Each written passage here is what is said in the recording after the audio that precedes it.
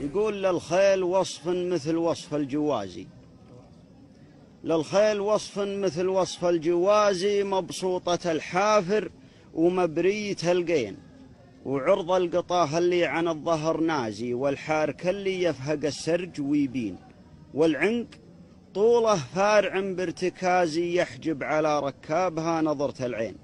ركز الأذاني وقف بالتوازي، ومناخر كنها فواه البراكين، واربع صفات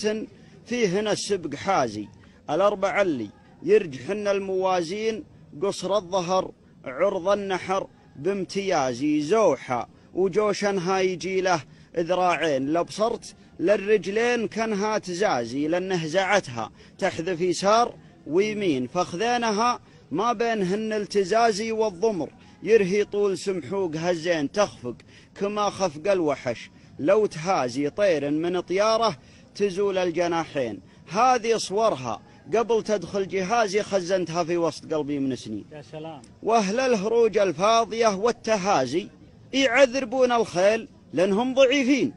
لولا الظروف القاسية واعتيازي لشري نوادرها بدفع الملايين، يكم عليها يبعدون المغازي، ويكم عليها ينطحون المغيرين، مفاخر فيها يزيد اعتزازي، ولا حفظها غير روس السلاطين، والصابها اللي خير النبيين